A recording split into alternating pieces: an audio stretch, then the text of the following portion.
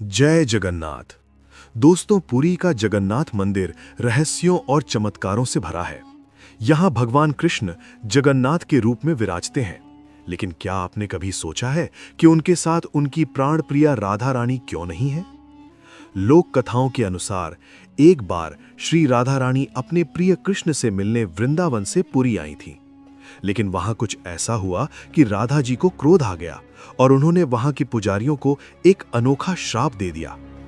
आखिर क्या थी वो घटना? चलिए जानते हैं आज की इस वीडियो में। कथा के अनुसार राधा रानी जब पुरी पहुंची तो उन्होंने एक साधारण विरहिणी का रूप धारण कर रखा था। वो अपने प्रभु के दर्शन के लिए व्याकुल थीं। उस समय जगन्नाथ मंदिर में पुजारियों का बहुत सख्त पहरा था। जब राधा जी ने मंदिर के अंदर प्रवेश करने की कोशिश की तो वहां के पुजारियों ने यानी पंडा जी ने उन्हें पहचान नहीं पाया। उन्हें लगा कि ये कोई साधारण गरीब महिला है जो नियमों का पालन नहीं कर रही। पुजारियों ने उन्हें अंदर जाने से रोक दिया और कहा, पीछे हटो, यहाँ केवल विधि विधान से आने वालों को अनुमति है। राधा जी ने बार बार विनती की कि उन्हें उनके श्याम से मिलने दिया जाए, लेकिन पुजारी उनकी व्याकुलता को समझ नहीं पाए। कुछ कथाओं में कहा जाता है कि पुजारियों ने अनजाने में उनके प्रति कठोर शब्दों का प्रयोग किया और उन्हें मंदिर परिसर से बाहर कर दिया।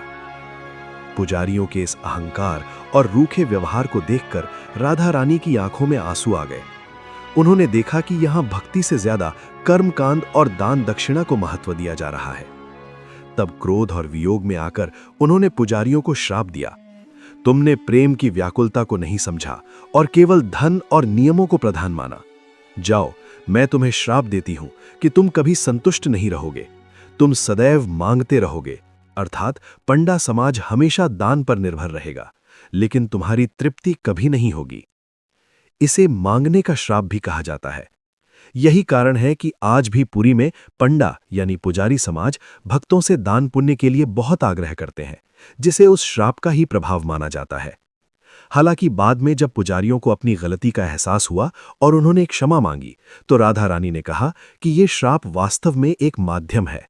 उन्होंने कहा कि जगन्नाथ मंदिर में लक्ष्मी यानी रुक्मिणी का वास होगा, इसलिए यहां ऐश्वर्य रहेगा, लेकिन मेरा वास यहां भाव और महाप्रसाद में होगा। इसीलिए आज भी जगन्नाथ मंदिर में राधा जी की कोई अलग प्रतिमा नहीं है, बल्कि माना जाता है कि जगन्नाथ जी के हृदय में ही राधा जी बसती है।